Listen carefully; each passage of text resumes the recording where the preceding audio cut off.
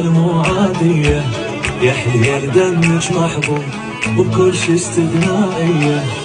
بهيدا يا بنت الناس وشوي شوي علي، خايف اذا خسرك مال تميل الكور